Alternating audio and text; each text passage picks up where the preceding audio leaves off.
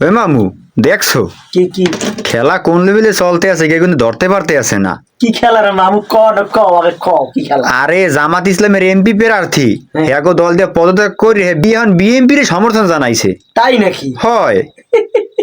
মানে জামাত জোটের প্রার্থী সে বিএনপির সমর্থন করছেন? হয়। কেন মামু কেন? এখন এটা কেমনে গো, এটা তো আমি কিছু বুঝতেছি না, সবাই যে খালি পোস্ট করতে আছে।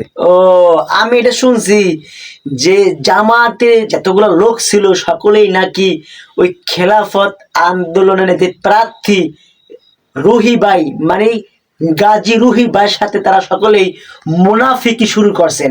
মানে তাকে কেউ সমর্থন করে না, তার সাথে কেউ মাঠে নামে না, কেউ ভোট চায় না, কেউ কোনো সাড়া নাই।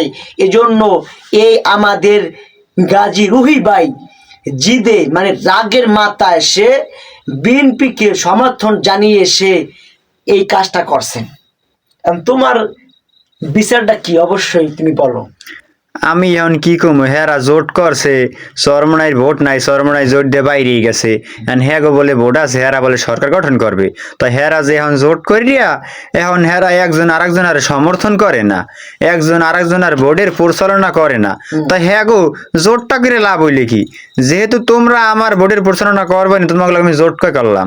আমি মনে করি কি জানেন, চরমনাই হুজুর এই জোট দিয়ে বাইরেইয়া এখন ভালো কাম করছে, কারণ এটা আল্লাহর একটা মনে হয় ফয়সালা, বুঝছেন?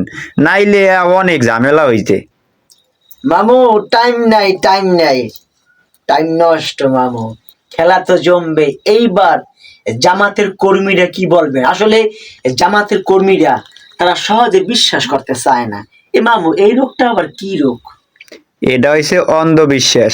ওই আমি দেখেন নাই মক্কার কাফেররা তারা করতো কি, যে তারা জানতো রাসূলের ধর্ম সত্য, এরপরেও তারা কিন্তু হ্যাগো বাপদাদাগো ধর্ম তারা কিন্তু তা পরিত্যাগ করে নাই। বর্তমান জামাতের অবস্থা হয়েছে হেইয়া। আগে যে জামাত ইসলাম ছিল আর বর্তমান জামাত ইসলাম কিন্তু এক না। আগে অনেক ভালো ছিল, আর বর্তমানে হ্যাগো দলের মধ্যে ভাইরাস ঢুকে গেছে। আর হেরা ইয়ে নিঃসহে দেখতে আছে, আর ইয়ে দেওয়ার পরেও হেরা হ্যাগো দল বয়কট করতে আছে না। ওই যে মক্কার কাফের গো। ও মামু, শুনতে তুমি যুক্তিটা দিয়েছো, এজন্য কোন লেভেলে খেলা চলতে আছে। এইবার জামাতের যারা লোক আছেন তারা এখন কি বলবেন? মামু, এই নিয়ে তুমি আমার ভক্তদেরকে কিছু বলো। আমি এখন বেশি কিছু বলবো না, কথা একটাই, যা বলার কিন্তু ভিডিওর মাধ্যমে বললে দিছি।